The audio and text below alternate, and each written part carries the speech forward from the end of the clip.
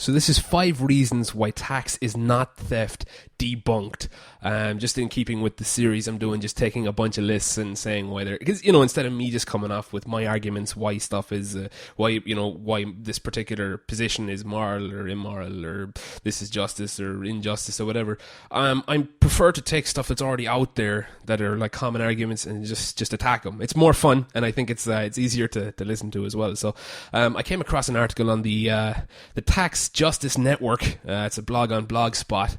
The subtitle there is why tax havens cause poverty, and I'm pretty sure I have a swelling coming up on my forehead right now, a throbbing vein that's trying to pop out of my head just looking at it. But and excuse me as well, I've got a bit of a flu, so hopefully you can get over the mucus in my voice. Sorry to be gross. Okay, so there is, the very start of the article, why tax isn't theft, on here is the latest article they have in there. It's a couple of years old, but it's, fairly prominent in the rankings on Google. So I figured I'd use this as a good example. I don't want to misrepresent people who are, supportive of tax or whatever. I mean, all I would say to people who are, as a kind of a blanket statement, is, that if you support tax, you are in support of stealing money from me for some benefit that you perceive for the rest of society or whatever, and support me going to prison if I disagree. It's just a moral disagreement. I don't believe that theft is. I don't think it's okay for me to steal from somebody. I don't think it's okay for somebody to steal from me. It's universal. It's very, very simple. There isn't much to it. If you want my money, you have to compete for it, like businesses do, or charities or whatever. Anybody voluntary, basically. That's even people on the street don't take money from me. They put their, well, some of them would, I'm sure, but some guys on the street, they just sit there with a cup and ask nicely, even though they're not giving you anything in return, like a lot, like with the government. I know people claim that the government give all sorts of stuff in return, but anyway, so just the first paragraph here on this blog, recently lead article edition of the, it was basically, it's a link that I got from this blog, Why Tax Isn't Theft, from the Tax Justice Network, and it is a report by, I think the guy's name is Richard Murphy.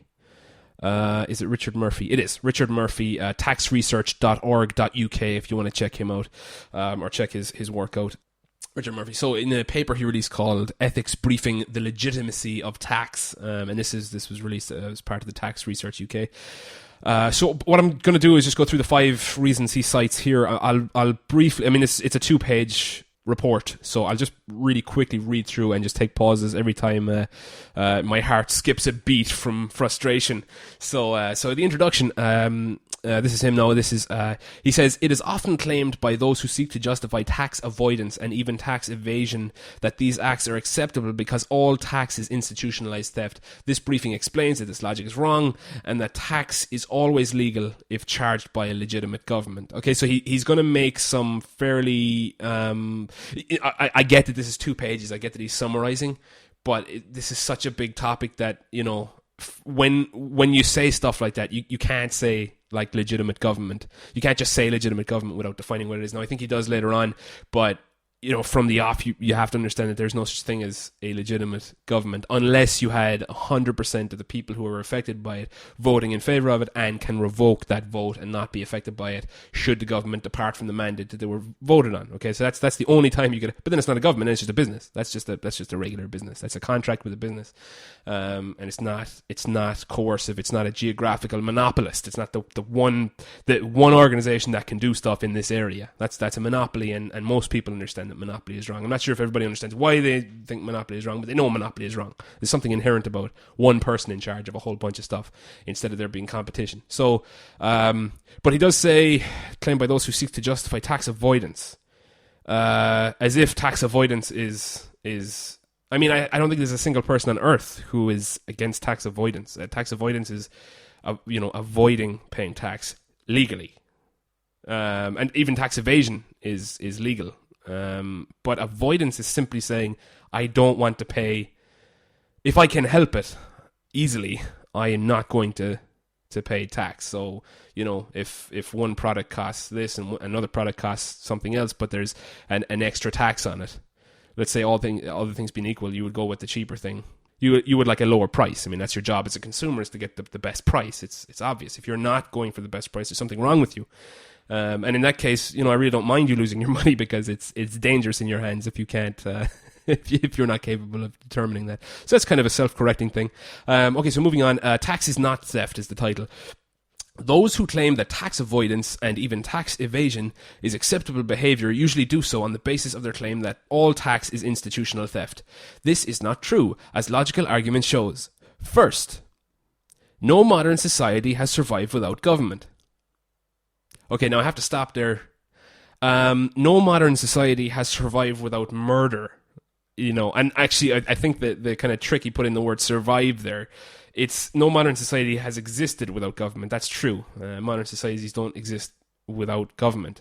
But, murder is a thing too. Theft. No modern society has existed without theft. That's not an argument for it. That's, it's a cancer. It's a bad thing. It's something that takes money away from people and then prints a whole bunch of other money and gets in debt. Or not just prints it, but just types into a computer and gets everybody in debt. Like they mess with they steal from everybody. It's a virus. It's not. So saying that, no modern society has existed without a government is like saying, well, we should support theft and we should support murder because no modern society has existed without those two things either. I mean, that would be ridiculous. But it's the word government. It's a whole loaded word. It's very, very clever. Because you associate all the good things with it instead of thinking the institution that is the government in a modern society is an institution that is a monopoly and that takes your stuff and threatens you with prison if you don't give your stuff over to them. Aside from a whole bunch of other stuff they do awful. So, okay, moving on. There have been states without an effective government, such as Somalia. I get tired of this one. Somalia is not a free country. It is a failed state. Now, their metrics are still performing better than even in terms of growth and in terms of like their telecoms. I mean, just looking at the statistics, I'm not saying I'd prefer to be in Somalia right now, but in terms of their metrics, without a government, they're doing better on those metrics. Now, Somalia has just come out of a failed government, and there are so many social problems in Somalia. It's government is just one manifestation of theft and murder. Removing government doesn't remove theft and murder. It's just government is just one manifestation of society's acceptance of those things. So he goes on to say, but that society is failing. And at the end of a barrel of a gun, assuming that this is not the wish of those saying tax is theft and government is a fact of life that they must accept. So there you have it. But what he's saying, that society is failing, and at the end of a barrel of a gun. So he's claiming that what's wrong with Somalia is that that the failed society operates at the end of a barrel of a gun. Well, this is exactly what our modern governments do too. Now we're a little bit more detached from it because we all accept it. We all kind of accept it. Okay, you pay your tax. It's wrong if you don't pay that kind of stuff. We accept that that's the common thing. It's not true that it's wrong. I mean, morally speaking, but we never really challenge it. So people kind of, they chance their arm and try and get away with stuff and they get locked up, whatever. But if anybody resisted, I mean, if you didn't pay your taxes tomorrow, or at least it would have to be an ongoing thing. So if you didn't pay your taxes for a couple of years and they came after you and said, pay your taxes, and you said no, they say, well, okay, so here's all these fines. And you say, well, I'm not paying those fines. And they say, okay, well, you're coming to prison. And you say, well, no, I'm not going to prison either. I don't want to go to prison. Then they would come in your house and they would put guns to your head. And if you continue to resist, they would shoot. And that's as simple as that. So it's at the end of the barrel of a gun. Even though there's more degrees of separation, they're a bit more honest in Somalia. It's less sophisticated. It's an earlier form of, it's like a primitive type of government, but it's a government nonetheless. It's a state. It's a monopolist of force. That's the idea. So then for him to say, assuming that this is not the wish of those saying tax is theft, then government is a fact of life that they must accept. I don't really understand how he's done that. Well, I do. It's wrong. Second, no modern society can survive without property rights that can be protected without resorting to physical violence. I think that's probably true. Yeah, no modern society can survive. I don't know if I would say no modern society could survive without property rights that can be protected without resorting to physical violence. It's a good point. I'm not sure if it's an absolute, but I'd be happy to go with that as an absolute for now and accept that that's true. Sure. Protected without resorting to physical violence. If in other words, if you own something and somebody comes to try and take it, you have the right to use violence to stop them from taking it. And that makes sense, of course. That's, again, it's not an argument for government. But he goes on, failed states are characterized by property rights enforced by violence. Not sure I understand. Sure, okay. Successful states are associated by property rights enforced by laws passed by governments which can be upheld in courts, set up and maintained by those governments. So again, unless those saying tax is theft are suggesting that property rights should be enforced through physical violence, they must support the right of government to establish, maintain and defend those property rights. Ah, I see what he did. Oh, that's clever. Well, not clever. I mean, if he did it on purpose, it was clever. But actually he's committed a logical fallacy there. Not even a logical fallacy. It's just a flat out mistake. What he's done is he said failed states are characterized by property rights enforced by violence. So if we can imagine, let's just to make this simple, let's just say you own a car, and in a failed state, the way you protect your ownership of your car is by violence. So you have a shotgun or whatever, and if someone comes to try and take it, you say, no, that's mine. Okay, so then he goes on to say successful states are associated by his English is kind of funny, but successful states are associated by property rights enforced by laws passed by governments, which can be upheld in court, set up and maintained by governments. So what he's saying is it's the same thing in a successful state that the government uses force in order to protect those rights. Now I have no problem with that if that's what was being talked about here, but we're not talking about the force that is an extension of the individual's right that the government is simply upholding to protect the car. If somebody tried to steal my car and I had consented to the government saying, look, I had said, look, I want the government to protect my stuff. I want the policeman to protect my car. And somebody tries to steal my car, that policeman would be able to defend my car using violence. But that's as an extension of my right. It's because I already have the right to do that. So the police officer is just acting on my behalf, okay? But then what he does is he says, so unless you're saying tax is theft and suggesting that property rights should be enforced through physical violence, they must support the right of government to establish, maintain, and defend those property rights. So what he's saying is he's just bait and switched there. He said if it's okay for a policeman to defend your car with force, because that's what you're allowed to do, then it's also okay for that policeman to put a gun to your head and take money off you to defend that car. Okay? So that's a real sneaky thing that he did. And again, I'm not sure if he did it on purpose, but it's completely, I mean, it's just a blatant mistake. I mean, you can't just switch like that. You can't say, yeah, sure. I mean, I if someone was breaking into my next door neighbor's house and I've got a Hurley in my hallway, and let's just say it was just one guy over there, I'd take out my Hurley and I'd tell the guy to get lost. Put that back. I'm going to take care of business if you don't put that stuff back. And I'm doing that because that's my neighbor's house. And I would want, if I wasn't around, I'd want my neighbor to do the same if he felt comfortable doing it. I don't want to put him in danger over some stuff. But, if he felt comfortable doing it. But then for me to go to my next door neighbor and say, okay, now you have to give me €100 every month to defend your house, or I'm going to kidnap you and put you in prison. And if you resist, I'm going to hit you with my Hurley. That's what he's saying here. So I don't think he's even spotted it. I'm going to assume the best in this guy and just assume that he's made the mistake legitimately. Okay, third, if those arguing tax is theft do accept that governments establish property rights, then they concede to government the right to establish just what the right to property is, and that no one else has that right. I don't know how many people arguing tax is theft accept that government establishes property rights. Governments don't establish property rights. Property rights are something that are...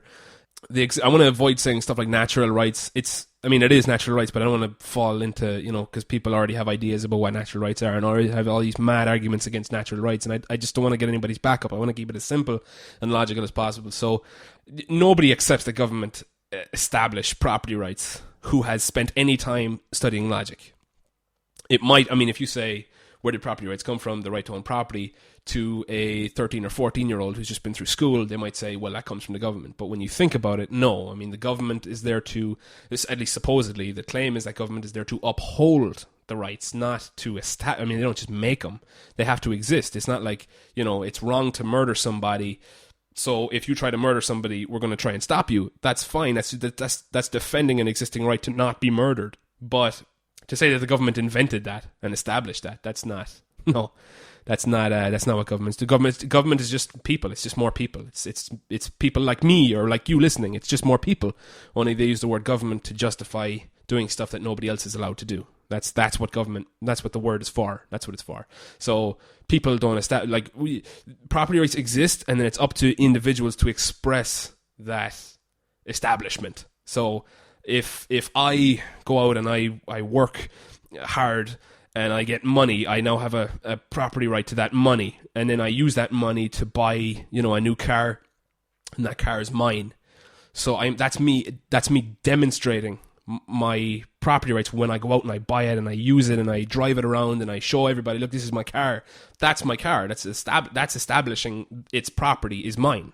Now, if I leave it out somewhere and I don't touch it for 10 years and I don't care about it, and, you know, somebody comes along and takes it and says, look, I'm going to put it to good use or whatever, you know, assuming I'm not going to challenge it, now it's theirs. That's fine. They can have it. And, you know, if I say, no, I was saving that for whatever, well, then it's, okay, show me the papers, show me how it's yours, show me. And I would have to show them. This is physical, I mean, it would be documents. There'd be other people who say, yeah, no, that's his car. We've seen him with that car. There's all sorts of ways of establishing property rights that are not governments. I mean, the governments just are there to support it. So this guy's fallen into this trap where he's completely misunderstood even what the government claim to do, at least for the most part.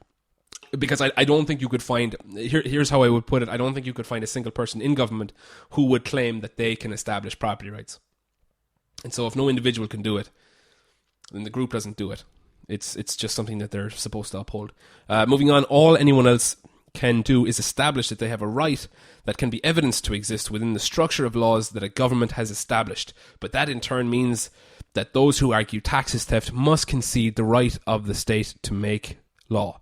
No, it doesn't. And again, all anyone else can do is establish they have a right that can be evidenced to exist within the structure of laws that a government has established. I mean, that's so, like, that's something that would have to be universal, right? There would have to be no way of disproving that. If you could show one reason or one way that you can establish you have a right to something without resorting to government law, then you've disproven that whole statement, okay? Because that's a universal. It is either true or it isn't. It's either black or white. There is no gray area there. So if I go on to eBay and I list a product that I own, that's me establishing that I have a right to that property, because I've just said that I'm able to sell this now. Now, if it wasn't mine, I wouldn't be able to sell it to you. So simply by listing something for sale, I am saying I own it. And if I listed something on there that I didn't own and somebody bought it from me, that would be fraud. And it's only fraud because I've established that I have a right to sell it, and I don't. I don't even own it. So it's the fact that you can say that you can sell something publicly without using government, that disproves that whole statement. And then he says, but that in turn means that those who argue tax is theft must concede the right of the state to make law. Okay, I mean, no. I mean, you're just making statements.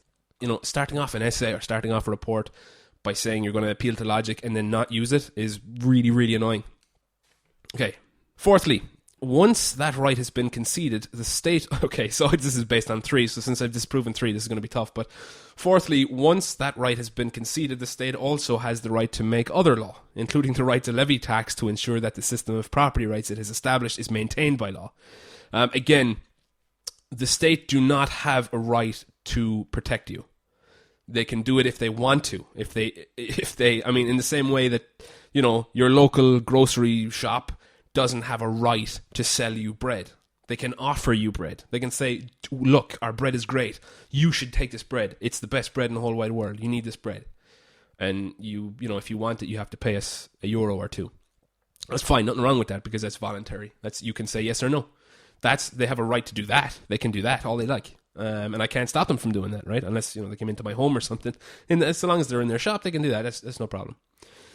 So once, the right to levy tax to ensure that the system of property rights, you don't have a right.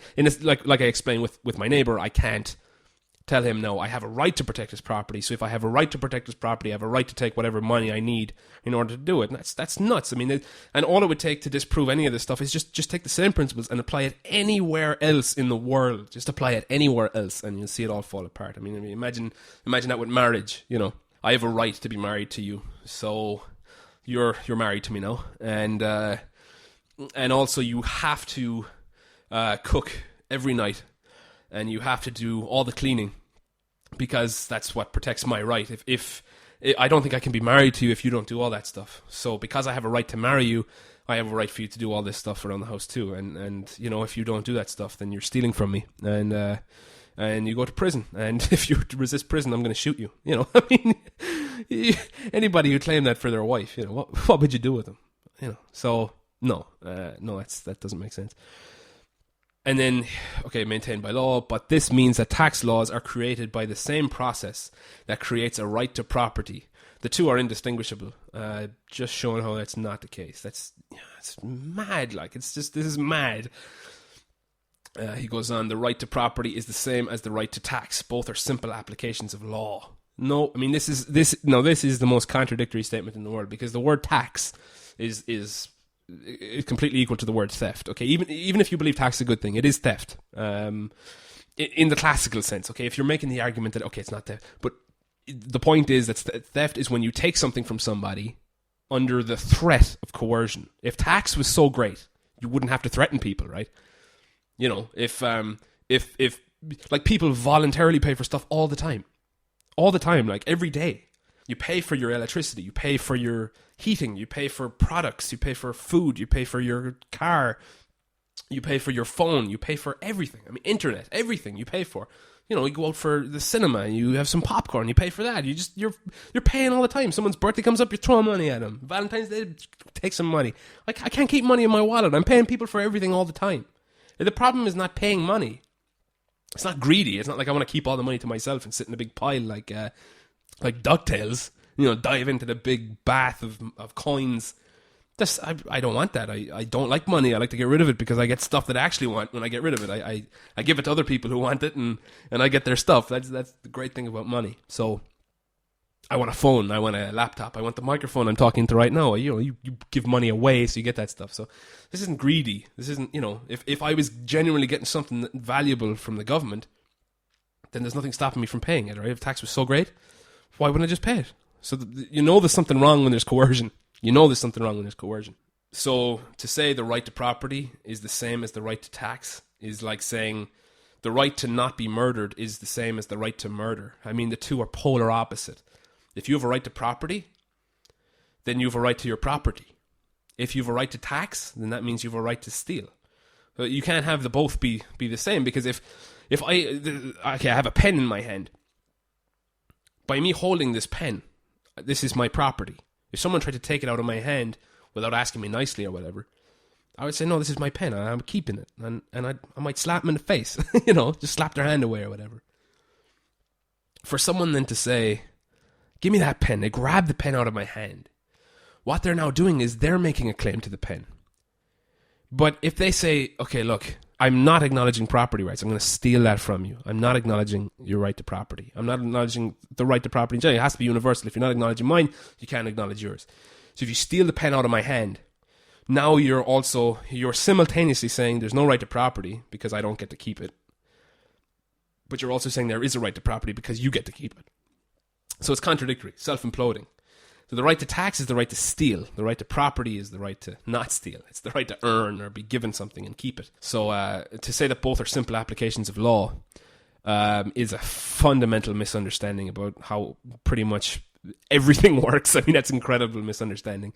You know, applications of law. I mean, yeah, sure, you can make anything an application of law. I mean, if you make anything law, you can just make, you know, it's okay to have slaves. They did that years ago. It was okay. There was an application, and the application of law was me owning slaves. Sure, it doesn't make it okay. It doesn't make it not slavery just because the law's involved. It means that people said that was law, and that's the law. It doesn't make it right.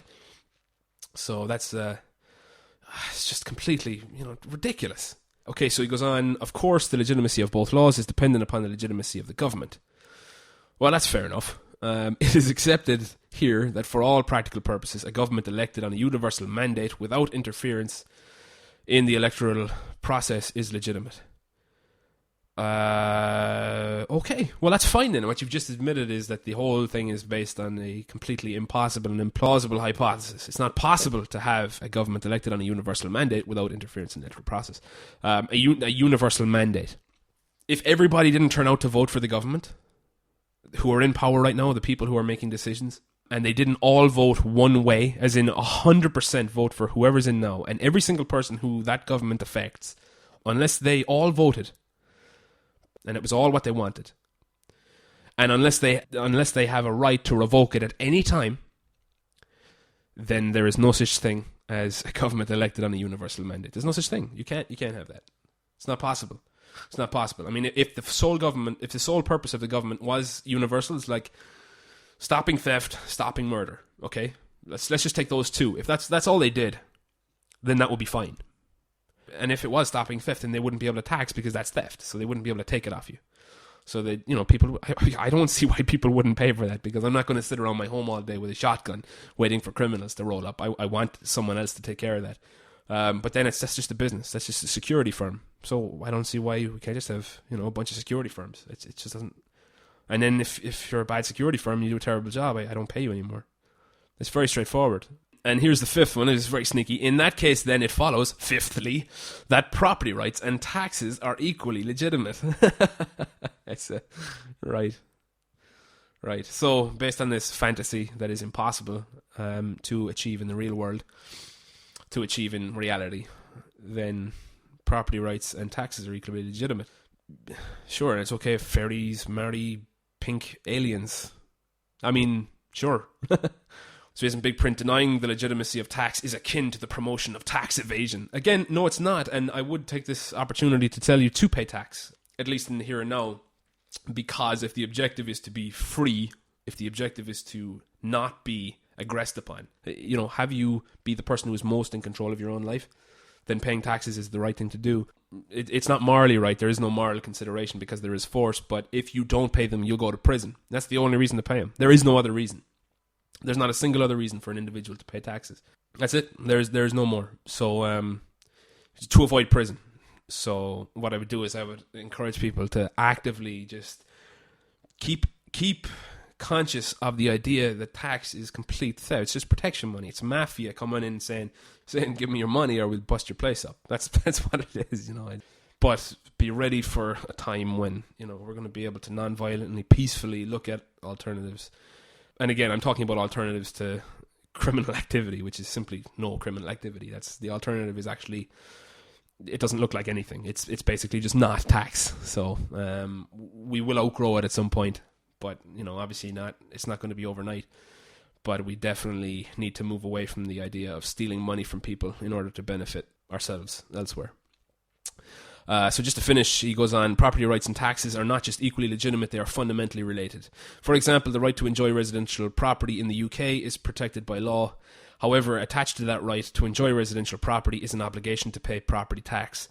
Likewise, the right to be paid income earned under a contract of or for services is also protected in UK law. That right does, however, have attached to it the obligation to pay the tax arising on that income. In other words, property is not just a collection of rights, it is a collection of rights and obligations. It is not possible to choose the rights and deny the obligations. If you do, you lose the rights. This is really, really... I mean, I'm not sure if this is... because you can't tell when you're reading it, but it's so condescending. I mean, look, and wrong. I mean, it's flat out wrong. Look, if I have an arrangement, me and somebody else, we have an arrangement. Okay, the guy says, I need you to fix my window. And I say, yes, I'll fix your window. In exchange for the window being fixed, I will make you a lovely dinner and I'll give you my watch. Okay? And that's an arrangement. Now, a third person comes along and says, well, if you want to do that in my neighborhood, then you have to cut me in on that. I want, 25% of your dinner. You slice me off a quarter of that dinner there and put it on another plate for me. And I want to wear that watch two days out of the week. Every Friday and Saturday. I like to go out and look fancy, so I have a fancy watch. That's what's happening. See, this is what I'm saying. If you take the same situation and apply it anywhere else, literally anywhere else, there is nowhere else that this is okay. Every other area of our life, we have this straight. But when it comes to government, we're so messed up. We're just so messed up on it. And it's picking and choosing morality. You can't do that. All morality has to be universal at all times, all places, and all people. It has to apply equally. Otherwise, it doesn't stand up. So, for someone to say that just because there's a law somewhere that says that you have to cut a third party in on a business transaction, that doesn't mean you have. That's not a contract. It's a contract is something that you would have to freely engage in. You can't be forced into a contract. That's slavery. That's the definition. So no, that's not legitimate. So he goes on to say, this then defines tax evasion. It is an attempt to exploit the rights to property without accepting the resulting obligations of ownership. It is rightly illegal because it violates the laws of property. So it's not, it's so annoying. He's just repeating. He's just repeating stuff. The argument that tax is theft is then seen as related to tax evasion. The argument that tax is theft necessarily involves denial of the obligations attached to the property. You don't have to have an obligation, a legal obligation or a coercive obligation to do something. And this reveals a lot about this guy's thinking, at least in this area, and a lot of others, and of course the government's philosophy, if you could call it that, themselves. There's a bunch of stuff that I do. In fact, the most of what I do in life is not based on obligation or coercion. I do stuff because I want to do stuff. Okay, good stuff. I'm not just talking about sitting back and playing video games. Okay, I'm talking about, nothing wrong with doing that. I like doing that. You got to relax. I'm going to do nice stuff for myself just as much as I'm going to do nice stuff for other people. This is what I'm saying, the universality. If I'm going to be nice to other people, I'm going to be nice to me. I'm not going to deny myself, being sound if I'm going to let everybody else, benefit from my soundness. But I buy people coffee. We go out for lunch or whatever. I buy him lunch. There's no threat. I don't have to do that. I married my wife. There was no threat. I love her. That's how I express. That's one manifestation of the expression of my love to her. I want to show her I'm committed. There's no violence there. There was no one put a gun to my head and said, marry her or we're gonna steal a bunch of your money. And that wouldn't be a marriage then, would it? It wouldn't even be a marriage. So the denial by saying something is true does not necessarily involve denial of the obligations attached to it. I see what he's saying in terms of the obligation. Like, you don't have a moral obligation to pay tax, if that's what he's saying, I guess. But I think people know that. I think the argument he's making is he's trying to make an argument that says it's actually moral. There's a moral obligation. But he's leaving out a bunch of words, and he's not very clear in his paper. I'm just going to, again, I'm assuming the best of the guy and assuming that he means these things. He might be just totally, missing the point on everything, but I think he's got something to say. It's just what he has to say is all completely wrong, but it's just so commonly understood that I figured, this is as good as any. So just the last couple of paragraphs. In that case, the argument that all taxes theft is shown to be deliberate denial of property rights that exist within democratic societies. Those who promote such arguments are in fact inciting the infringement of the property right of another person. Wow. For government is in this sense a legal person acting as a proxy for us all in the community. No, government is not a legal person. In that context, the statement is something more still, for it is also indicative of corruption, whether of ethics or of conduct. Wow, he's gone all hog here. He really has gone on the high horse, and he's riding it to the moon with fireworks shooting out of it. He's such a lunatic. Sorry, I don't mean to call names, but sometimes people are just... They're such a monkey. Why did you write this? I know, I started saying so cool, but this is infuriating. I made it as far as the last paragraph before I called them names. That's got to count for something. Maybe not. Very last paragraph. All of which makes the claim that tax is institutional theft a profoundly unattractive sentiment worthy of resounding condemnation by all who believe in democracy, the rule of law, and society itself. Oh my goodness. Now for you. If you don't believe in tax, you are basically Satan. You want the destruction of mankind and society itself. Nope, sorry, that's just simply not the case. I love people, and I love paying for stuff, and I love when stuff works, and I love not being stolen from, and I love it when people decide to benefit people voluntarily and not resort to stealing. And I love it when people don't write papers like this to garner the affection of their captors. This is ultimately where this comes from, is cowardice. It's cowardly, and it's sniveling, and it's very, very wretched kind of writing that provokes morality. Like, because all arguments for horribly immoral things all made moral arguments. We've talked about that before. Slavery, who'll take care of the slaves if we let them go free, who'll take care of women if we don't beat them, keep them in places. And of course today, kids, if we don't yell at them and hit them, then how will they learn? I don't know, try talking and offering and showing and being an example and reasonable and rational. So those are some suggestions. Yeah, so just to summarize, tax is theft. simply because the definition, here's the definition. I mean, you may not, this may differ somewhat from dictionary definition or whatever, but this is the definition I want to go with, because this is what makes most sense in this context. Stealing from somebody by just grabbing something out of their pocket, everybody knows that that's theft, right? Look, you just can't run up to somebody and take stuff out of their pocket without asking them. You have to ask them. If they say no, that's it, right? If you want their stuff, that's fine, but ask them. If they say no, you can't have it. But you don't have to do that in order to steal. You can still be guilty of it if you walk up to that person and you say, look, if you don't give me the stuff in your pocket, I'm going to burn your house down. Okay?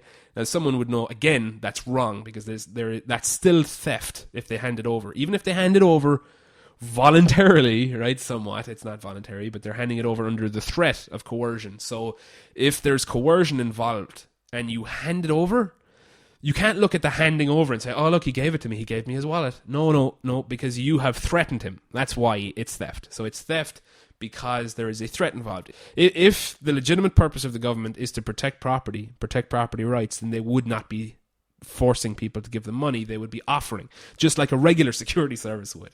Brinks, for example, they transport money because the government post service can't be trusted. Okay, this is really indicative of how the system works too. The post office can't be trusted moving quantities of money around, so there's a private company called Brinks who take money from one place and they securely transport it to another. And they have insurance so that if anything happens, the money will be covered from their insurance. They pay for that insurance and they take all that burden into one company to make it cost effective. And then all the other companies around, all retail and whatever, when they want to do money drops to the bank, instead of the manager carrying the money, because the manager might necessarily be trustworthy, but not even that, the manager might get mugged on the way there. And that's really what it's about. Or if they stick it on a post truck, a government post service, then it might go missing. So Brinks will guarantee the money get there, and if not, the insurance company will pay out. And of course, the insurance company have an incentive to have Brinks as secure as possible because they don't want to pay out, so they're constantly inspecting Brinks. They're constantly making sure they have the right armor. They're always looking at the latest scams and saying, okay, are you protected against this, and this? If you are, you get a better premium on your insurance. If you're not, you have to pay us way more because you're being more risky. That's how business works, and that's how security works in the marketplace. So if Brinks could come along and say, look, we have a right to protect your stuff, then you have to give them your stuff to be protected. And of course, it's going to suck because they don't have to really protect it then. If you have to give it to them, if you don't have another option, you can't go to a different security company like Securicore or Group 4S or whatever these other security companies. They have competition keeping them in check. That's where their money comes from. Whereas government can just take money. If they can just take it, the service is always going to be bad. That's how it's going to be. It's always going to be bad. So that's why it's theft. If they didn't have theft, they wouldn't exist. That's really what it comes down to. If they didn't have theft, they wouldn't exist. And other laws, but we don't need to go into that today. So head on over to counterintuition.com if you want more podcasts. I've got loads of articles. You can get the book on there, What Civic Duty, that I wrote this year. And please feel free to comment and share the video around. Let people know. Let's get some dialogue going here. We've got some really lively stuff going over on Facebook and Twitter. Getting some great debates going over there. But feel free to use YouTube or even the website itself. You can comment anywhere, and I'll respond. And let's get some conversation going. So if you have any suggestions for any topics you want me to cover or whatever, even that, just email in office@counterintuition.com. So just head on over to counterintuition.com and have a wonderful, wonderful day or evening or night, depending on when you're listening to this. So thank you so much for listening. Goodbye.